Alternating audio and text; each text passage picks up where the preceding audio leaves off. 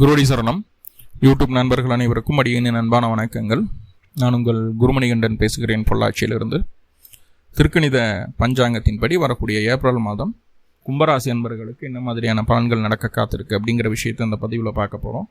Positive negative ரெண்டுமே பார்த்துடலாம். Negative ஏதாவது இருக்குது அப்படின்னா அதை எப்படி பாசிட்டிவாக மாற்றிக்கிறது, அதற்கான வழிபாட்டு முறைகள் என்ன, அதை எப்படி செய்யணும் அப்படிங்கிற எல்லா விதமான விவரங்களையும் விரிவாக தெளிவாக டீட்டெயில்டாக அந்த பதிவில் பார்த்துடலாம்.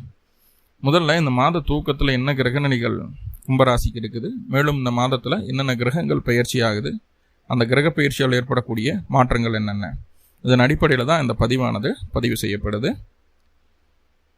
மாத தூக்கத்தில் என்ன கிரகநிலைகள் கும்பராசிக்கு இருக்குது அப்படின்னு சொல்லி பார்த்துட்டிங்கன்னா, ராசிக்குள்ளேயே செவ்வாய், புதன், ராகு இணைவு இருக்குது. ராசிக்கு 2ஆம் இடமான தனம் வாக்கு குடும்பஸ்தானத்தில் சூரியனும் சனியும் இணைவு. ராசிக்கு 3ஆம் இடத்துல சுக்கிரன் அமர்ந்திருக்கிறாரு. ராசிக்கு 4ஆம் இடம் எம்டியாக தான் இருக்குது. ராசிக்கு 5ஆம் இடத்துல குரு பகவான், குருவினுடைய பார்வையில் ராசி இருக்குது. ராசிக்கு 7ஆம் இடத்துல கேது. ஸோ இந்த கிரகநிலைகளின் அடிப்படையில் தான் இந்த மாதமானது பிறக்குது. மேலும் இந்த மாதத்தில் என்னென்ன கிரகங்கள் பயிற்சி ஆகுது அப்படின்னு சொல்லி பார்த்துட்டோம்னா, முதல்ல ஏப்ரல் மாதம் 2ஆம் தேதி செவ்வாய் உங்களுடைய ராசியிலிருந்து ராசிக்கு 2ஆம் இடம் அப்படின்னு சொல்லக்கூடிய தனம் வாக்கு குடும்பஸ்தானத்துக்கு பயிற்சி ஆகிறார். அவர் 3ஆம் அதிபதி, மேலும் 10ஆம் அதிபதியும் கூட. உங்களுடைய ராசிநாதன் அப்படின்னு சொல்லக்கூடிய சனியோடு போய் சேர்றார். இப்போ சனி செவ்வாய் சேர்க்கை ராசிக்கு 2ஆம் இடத்துக்கு ஏற்படுது. சனி அப்படிங்கிறதும் ஒரு ராசிநாதன் அவர் தான், அவரே விரையாதிபதி. செவ்வாய் தொழில் ஸ்தானத்துக்கு அதிபதி, அதே நேரத்தில் 3ஆம் அதிபதியும் கூட. இப்போ சனியும் செவ்வாயும் இணைவு பெறுவது அப்படிங்கிறது நல்ல விஷயமா அப்படின்னு கேட்டால், பகுதி நல்லது, பகுதி தீமைகள் இருக்குது. ஏன்னா தொழில் ஸ்தானத்திற்கு விரயஸ்தானம் சம்மந்தப்படுது. ஆனால் அது 2ஆம் இடத்துல இணைவு வரதுனால பொருளாதாரத்தில் ப்ளஸ் மைனஸை கொடுக்கும். என்ன ஏதுங்கிறத டீட்டெயில்டாக பார்க்கலாம். ரெண்டாவது, ஏப்ரல் மாதம் 10ஆம் தேதி புதன் பகவான் உங்களுடைய ராசியிலிருந்து ராசிக்கு 2ஆம் இடம் அப்படின்னு சொல்லக்கூடிய தனம் வாக்கு குடும்பஸ்தானத்துக்கு பயிற்சி ஆகிறார். அது குருவோட வீடு. ஆல்ரெடி குரு பகவான் புதனோட வீட்டில் இருக்கார். அப்போ புதனும் குருவும் பரிவர்த்தனை யோகம் ஏற்படுது. புதனும் குருவும் பரிவர்த்தனை யோகம் ஏற்படுறதுனால உங்களுக்கு 2ஆம் இடம், 5ஆம் இடம், 8ஆம் இடம், 11ஆம் இடம், 4 பாவங்கள் பலமடையுது. 4 பாவங்கள் பலமடையுது. 4 பாவம் பலமடையும் போது உங்களுக்கு இந்த 4 பாவங்களும் பொருளாதாரத்தை எதிர்பாராத விதமாக உயர்த்தி தரக்கூடிய பாவங்களாக வருது. ஸோ என்னென்ன வழிகளில் அந்த பொருளாதார ரீதியான முன்னேற்றங்கள் நடக்க காத்திருக்கு, அந்த பொருளாதார முன்னேற்றத்தை கிடைக்க வைக்கிறதுக்கு இந்த சனியும் செவ்வாயும் ஹெல்ப் பண்ணுவாங்களா மாட்டாங்களா அப்படிங்கிற விஷயங்களை இந்த பதிவில் நம்ம பார்க்க போகிறோம். மூணாவதாக, சூரியன் ஏப்ரல் மாதம் 14ஆம் தேதி சூரியன் உங்களுடைய ராசிக்கு 2ஆம் இடத்துலேருந்து 3ஆம் இடத்துக்கு பயிற்சி ஆகார். 7ஆம் அதிபதி 3ல் உச்சமடையக்கூடிய ஒரு சூழ்நிலை. இது பல விதத்தில் நன்மைகள் அப்படின்னாலும், கலஸ்தரஸ்தானத்து அதிபதி 3ஆம் இடத்துல உச்சமடைகிறது அந்த அளவுக்கு ஒரு சாதகமான சூழ்நிலை இல்லை அப்படிங்கிறது தான் என்னுடைய கருத்தாக இருக்குது. ரைட். அடுத்ததாக பார்த்துட்டிங்கன்னா, சுக்கிர பகவான் 19ஆம் தேதி ஏப்ரல் 19 உங்களுடைய ராசிக்கு 3ஆம் இடத்துலேருந்து 4ஆம் இடத்துக்கு பயிற்சி ஆகிறார். 4ஆம் இடத்துல அந்த சுக்கிரன் ஆட்சி பலத்தில் இருக்கிற, அதாவது ரிஷபராசிக்கு சுக்கிரன் பயிற்சி ஆயிடுச்சுன்னா சுக்கிரன் பலம் தான், ஆட்சி பலம் இல்லைன்னு சொல்லலை. ஆனால் அது ஆல்ரெடி சுக்கிரன் 4ஆம் வீட்டில் இருக்கிறதுனால திக்பலமும் அடையுது. 2 மடங்கு பலம் சுக்கிரனுக்கு கிடைக்குது. 4-9க்கு அதிபதி முழு பலம் அடைகிறார். இதெல்லாம் நிறைய நன்மைகள் நடக்க காத்திருக்கு. என்ன ஏதுங்கிறத டீட்டெயில்டாக அந்த பதிவில் நம்ம பார்க்கலாம். ஓகே, ஃபஸ்ட்டு இந்த கிரக நிலைகளையும் கிரக பயிற்சிகளையும் வச்சுட்டு உங்களுக்கு தொழில் எப்படி இருக்குது, வருமானம், ஆரோக்கியம், கணவன் மனைவி உறவு, நோய், கடன் தொந்தரவுகள், குழந்தை பேரு, குழந்தையினுடைய உடல் ஆரோக்கியம், படிப்பு, அதிர்ஷ்டம் எதாக இருக்கா, லாபம் எதாக இருக்கா அப்படின்னு எல்லா விஷயங்களையும் இந்த பதிவில் பார்க்க போகிறோம். முதல்ல சுயதொழில் அப்படின்னு சொல்லும்போதே முதல்ல அது 10ஆம் பாவத்துக்கு உரித்தான ஒரு விஷயமா ஆகிடுது. 10ஆம் அதிபதி செவ்வாயாகி இதுவரைக்கும் ராசிக்குள்ளே இருந்தார். 2ஆம் தேதி ராசிக்கு 2ஆம் இடத்துக்கு பயிற்சி, ராசிநாதனோட சேர்றார். இப்போது செவ்வாய் சனியினுடைய இணைவு தொழில் ரீதியான விஷயங்களில் உங்களுக்கு பெரிய அளவு தாக்கத்தை ஏற்படுத்துகிறது. எந்நேரமும் தொழில் சார்ந்த சிந்தனை உங்களுக்கு இருக்கும், அல்லது எந்நேரமும் தொழில் சார்ந்த சிந்தனையில் நீங்கள் இருக்குமாறு சூழ்நிலை அமைந்துவிடும். குழந்தை குட்டியில பார்க்க வேண்டாம், ஒய்ஃபை பார்க்க வேண்டாம், அப்பனாத்தால பார்க்க வேண்டாம். எந்நேரம் தொழிலையே இருக்கிறோம். நம்ம எந்நேரமும் தொழிலையே இருந்துட்டு இருக்கோம். அப்போ அந்த தொழில் சார்ந்த சிந்தனை குடும்பத்துக்குள்ள சின்ன சின்னதான கருத்து வேறுபாடுகளை கொடுக்குது. ஆனால் தொழில் ஏதாவது அப்கிரேட் இருக்குமான்னு கேட்டால் அப்கிரேட் இருக்காது பெருசாக. என்னமோ நம்ம தான் தொழிலவே பிடிச்சு நிமித்து நிப்பாட்டுற மாதிரி அப்படின்னு நம்ம மனசுக்குள்ளே நினச்சிட்டு இருப்போம்.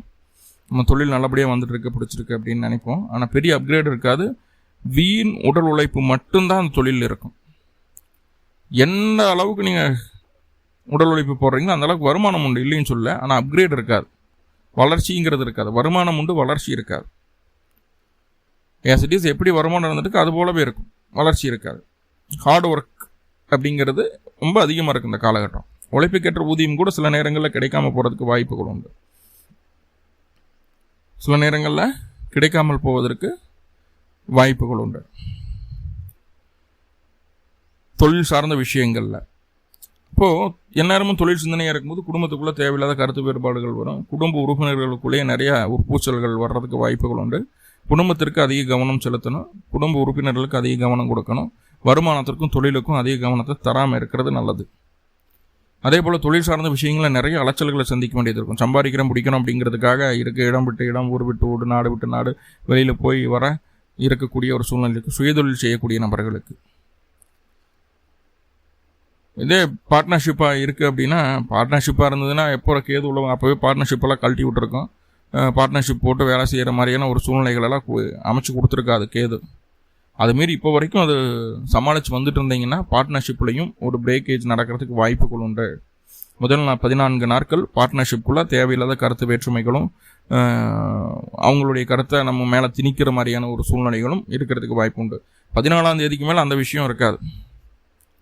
14ஆம் தேதிக்கு மேலே அந்த விஷயத்தில் பெரிய நெகட்டிவிட்டி இருக்காது. 14ஆம் தேதி வரைக்கும் இருக்கும். ஸோ பார்ட்னர்ஷிப் அப்படின்னா 14ஆம் தேதி வரைக்கும் கொஞ்சம் கவனமாக பார்த்துக்கிறது நல்லது. ரைட்.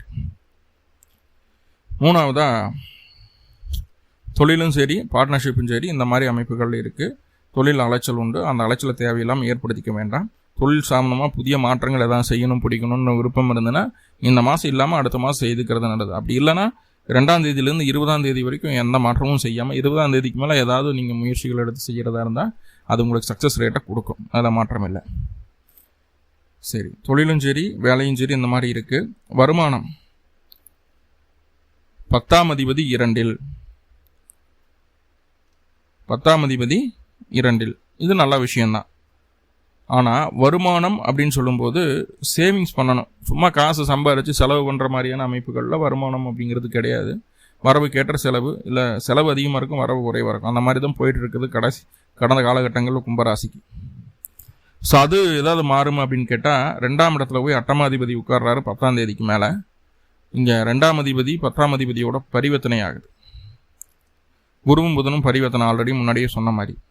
இந்த 2, 5, 8, 11 வந்து எதிர்பாராத நேரத்தில் எதிர்பாராத உதவிகள் கிடைக்கும். அந்த உதவிகள்னால பெரிய லாபம் உண்டாகிறதுக்கு வாய்ப்பு உண்டு. வருமானத்தை அதிகப்படுத்திக்கிறதுக்கு உண்டான ஒரு சூழ்நிலையை இது கிரியேட் பண்ணி கொடுத்துரும். கண்டிப்பாக அதிகப்படுத்துறதுக்கு உண்டான ஒரு சூழ்நிலையை இது கிரியேட் பண்ணி கொடுக்கும். ஸோ அப்போ அந்த விஷயத்தை நம்ம சரியாக பயன்படுத்திக்கிறோம். எங்கெல்லாம் அந்த வருமானம் நம்மளுக்கு வர்ற மாதிரியான ஒரு சூழல்கள் கிரியேட் பண்ணதோ அப்போது அந்த சான்ஸை மிஸ் பண்ணிட்டோம்னா பின்னாடி கிடைக்காது.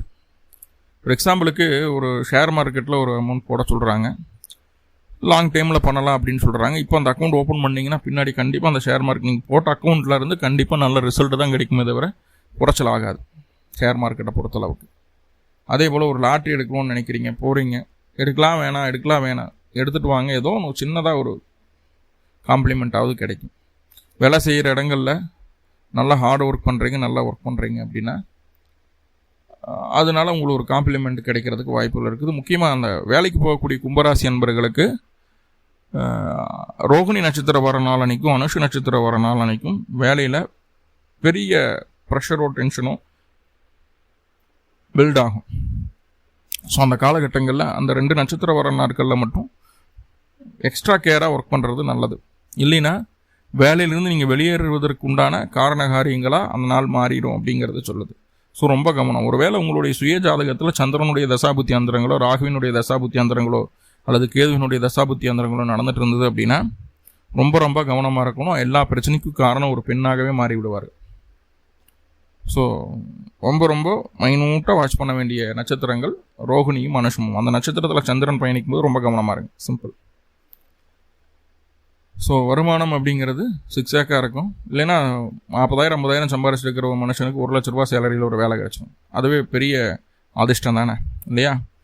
டபுள் த அமௌண்ட் சேலரி கிடைக்கும்போது பெரிய அதிர்ஷ்டம் தான். ஸோ அந்த மாதிரி வாய்ப்புகளெல்லாம் க்ரியேட் ஆகிறதுக்கு வாய்ப்புகள் உண்டு. அந்த வாய்ப்புகளை நம்ம சரியாக பயன்படுத்திக்கிறோம், மிஸ் பண்ணிடக்கூடாது அப்படிங்கிறது அடியனுடைய வேண்டுகோள். ஓகே, கணவன் மனைவி உறவு அதில் பிரச்சனை வந்து கிட்டத்தட்ட ஒரு வருஷத்துக்கு பக்கம் ஆச்சு. அனுபவம் கிடச்சிருச்சு அப்படின்னா அப்படியே மேனேஜ் பண்ணி கொண்டு போயிட்டுருக்கீங்க. இல்லை ஒரு வருஷத்துக்கு முன்னாடி இருந்தே பிரச்சனை அப்படின்னா இப்போ அந்த ஒரு வருஷமாக பிரச்சனை இல்லாமல் ஒரு புரிதலோடு ஓடிட்டுருக்கும். அண்டர்ஸ்டாண்டிங் இல்லாத எல்லா கும்பராசியும் பிரிவினையை சந்தித்தது உண்டு. 70% எங்களோட கும்பராசி ஜாதகம் பார்க்க வந்துன்னா கணவன் மனைவி பிரச்சனைக்காக மட்டும்தான். அது 30 வயசுல இருந்தாலும் சரி, 20 வயசுல இருந்தாலும் சரி, 50 வயசுலேயும் கணவன் மனைவி பிரச்சனை வருது. ஸோ அந்த கும்பராசிக்கு அப்படி ஒரு சூழ்நிலைகள் இருக்குது. அதை தாண்டி இந்த மாதம் உங்களுடைய ராசிக்கு 7ஆம் அதிபதி அப்படின்னு சொல்லக்கூடிய சூரியன் உச்சம் அடைகிறாரு 3ஆம் பாவத்தில். 14ஆம் தேதிக்கு மேலே, ஏப்ரல் 14க்கு மேலே கணவன் மனைவிக்குள்ளே எந்த ஒளிவு மறைவும் இல்லாமல் இருப்பது நல்லது. ஒளிவு மறைவு ஆயிடுச்சு அப்படின்னா நீங்கள் உங்களோட விஷயத்தை அங்கே சொல்லாமல் இருக்கீங்க, இல்லை சொல்கிறதுக்கு மறந்துட்டீங்க அப்படின்னா கூட அது சந்தேகம் அப்படிங்கிற ஒரு விஷயத்தை கிரியேட் பண்ணிடும். சந்தேகத்தை கிரியேட் பண்ணி கணவன் மனைவிக்குள்ளே தேவையில்லாத பிரச்சனைகளை கொடுக்கும். சந்தேகம் அப்படிங்கிறது மிகப்பெரிய டேஞ்சரான ஒரு விஷயம். அது கணவன் மனைவிக்குள்ளே பெரிய பாதிப்புகளை ஏற்படுத்தாமல் போகாது. மறந்தும் கூட சந்தேகப்படும்படியான வார்த்தைகளையோ ஒரு பார்வையோ உங்கள் வாழ்க்கை துணையை பார்த்துடாதீங்க, பேசிடாதீங்க. பிரிவினைக்கு அது மிகப்பெரிய ஒரு துண்டுகோலாக மாறிடும். கவனமாக இருங்க 14ஆம் தேதிக்கு மேலே. ஏன்னா உங்களை விட உங்களுடைய வாழ்க்கை துணை ஸ்ட்ராங்காக இருப்பாங்க இந்த காலகட்டம். நம்ம மனசுக்குள்ளே தான் 1008 விஷயங்கள் ஓடிட்டுருக்கோம், அவங்க தெளிவாக இருப்பாங்க. ஸோ நம்ம யோசிச்சு பேசுகிறது அவங்க தெளிவாக ஒரு முடிவு எடுத்துருவாங்க. கவனமாக இருங்க. நோய் அமைப்புகள் அப்படின்னா நோய் தொந்தரவுகளை மேக்ஸிமம் சமாளிச்சுக்கிடலாம். குழந்தை பிறப்புக்காக முயற்சி எடுத்துகிட்டு இருந்தீங்கன்னா அதுக்கான முயற்சிகளை செய்யுங்க. 10ஆம் தேதியிலிருந்து 30ஆம் தேதி வரைக்கும் அதுக்கு சான்சஸ் இருக்குது. குழந்தை பேருக்காக முயற்சி கண்டிப்பாக சக்ஸஸான ரிசல்ட்டை கொடுக்கும். டெஸ்ட் டியூப் பேபி கூட போகலாம், இல்லை நேச்சுரலாகவே கிடைக்கிறதுக்கு வாய்ப்புகள் உண்டு. படிப்பும் நல்லபடியாக இருக்கும், ஒன்றும் பிரச்சனை இல்லை. வீடு, வண்டி, வாகனம், சொத்து சுகம் சம்மந்தமாக, தாயார் சம்மந்தமான எந்த விஷயமும் உங்களுக்கு நல்லாவே இருக்கும், ஒன்றும் பிரச்சனை இல்லை. அதிர்ஷ்டம் லாபம் அப்படிங்கிறது உங்களுடைய வருமானத்தை கொஞ்சம் அதிகப்படுத்துறதுக்கு உண்டான ஒரு சூழலை இது கிரியேட் பண்ணி கொடுக்கும் இந்த மாதம். அதுதான் உங்களுக்கான அதிர்ஷ்டம், அதுதான் லாபம். சுயஜாதகத்தைப்படி அதில் ஏற்ற இறக்கங்கள் இருக்கும் அப்படிங்கிறத சொல்லிடலாம். நிறைய பாசிட்டிவான விஷயங்களை பார்த்தோம், சின்ன சின்ன நெகட்டிவான விஷயங்கள் இருக்குது. பாசிட்டிவ் ஒன்று அதிகம் பண்ணுறக்கும் நெகட்டிவ் குறிச்சிக்கிறதுக்கு ஏதாவது வழி இருக்கா அப்படின்னு கேட்டுட்டிங்கன்னா அருகில் இருக்கக்கூடிய ஊர் தெய்வங்களை வழிபாடு செய்கிறது அல்லது குலதெய்வ வழிபாடு செய்கிறது இன்னும் பெட்டராக இருக்கும். குலதெய்வத்துக்கு 2 நல்லெண்ணெய் தெய்வம் போட்டு வழிபாடு பண்ணிட்டு வாங்க. கண்டிப்பாக அந்த மாதம் சக்ஸஸ்ஃபுல்லான ஒரு மாதமாக உங்களுக்கு அமையும். நன்றி. வாழ்வோளமுடன். திருச்சிற்றம்பலம்.